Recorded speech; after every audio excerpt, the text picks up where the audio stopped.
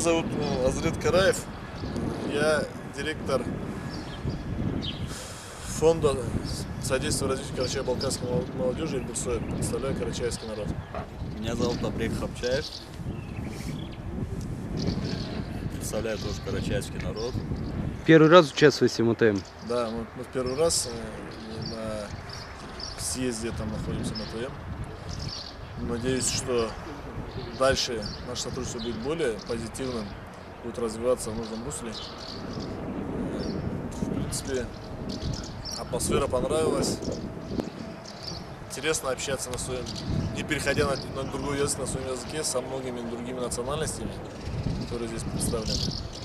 Ну, представляем представители кавказских тюрков. Такой народ, как карачаево-балкарский народ.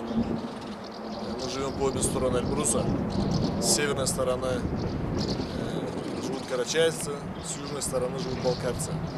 Наш фонд занимается тем, что пропагандой и развитием языка карачаево-балкарского, спорта, культуры, налаживает связь с другими общественными организациями, представляет нашу молодежь на мировой и российской арене для создания позитивного образа карачаевца, балкарца. У нас в республике есть такая, это решаемая проблема, в принципе. Проблема с преподаванием родного языка в школах. Недавно было сокращено преподавание родного языка с 7 часов до 4 часов, потом до 3, и сейчас 3 часа это очень мало для того, чтобы, когда вокруг тебя подавляющее большинство информации, что с телевизора, что с радио, что с газет, идет на другом языке, на русском, то свой язык содержать в том же состоянии уже становится очень трудно. С детства мы бы, в принципе, хотели бы, чтобы с дошкольных учебных образований уже начинали бы вести всю программу на родном языке. И также в школе начальные классы тоже на родном языке, вплоть до того, чтобы... У нас раньше так и было, в принципе. До 1957 года у нас и математику, и физику преподавали на родном языке. А сейчас это все убрали, и это уже прошло поколение, это уже сильно сказывается. Вот, мы в фонде своем для популяризации языка переводим современные фильмы, мультфильмы, там, голливудские, все популярные, все, что нравится людям, на родной язык, и тем самым пытаемся как-то сохранить и замедлить этот процесс, который уже начался. И в это время пытаемся найти выход из этой ситуации. Мы уже обращались и к руководству республики. Сейчас готовим обращение и к правительству России о том, что необходимо принять меры для сохранения нашего языка, так как мы не являемся ни эмигрантами, ни беженцами, мы живем на своей родной земле. Это наша коренная ареал обитания, мы ниоткуда не пришли сюда, ничего, и ассимилироваться мы как бы не намерены. В принципе, все. Если на самом деле посмотреть, и государство сделает немного усилий, мы в принципе, ничего ни закона не требуем, это все прописано в Конституции Российской Федерации. Мы коренные народы, мы имеем статус государственного языка. И просто хотелось бы, чтобы Конституция работала, и в принципе больше ничего не нужно. Согласен с этим.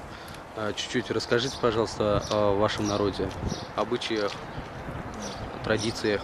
Ну, как я уже сказал, карачаево-балкарский народ живет у подножия величайшей горы Европы Эльбрус. Наши традиции, наши адеты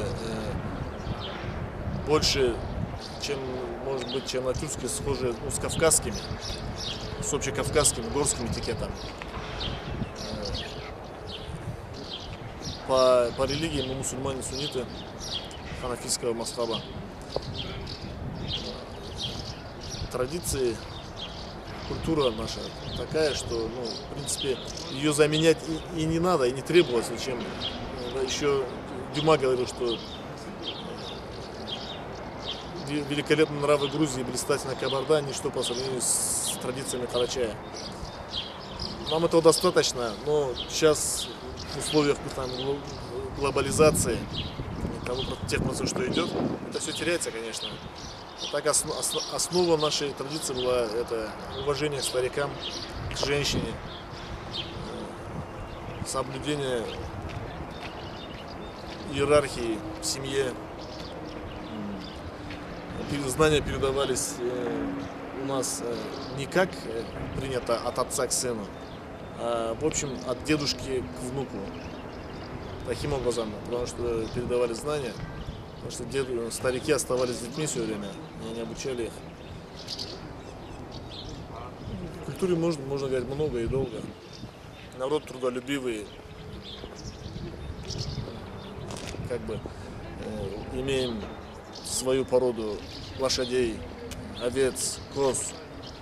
Это говорит о том, о многовековой традиции животноводства.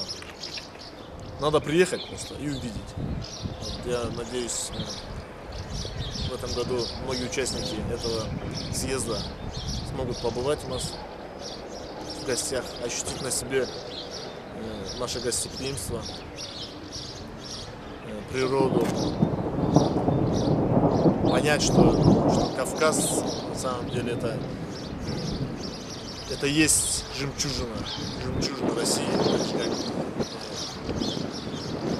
Я могу, наверное, сравнить с Кавказом, только Алтай. У нас еще есть современные горнолыжные курорты. Это Домбай, Архыз, сейчас которые на пике подъема. Приглашаем вас в Карачаево-Черкесию, в Кабардино-Балкарию. Здесь вы всегда будете желанными гостями.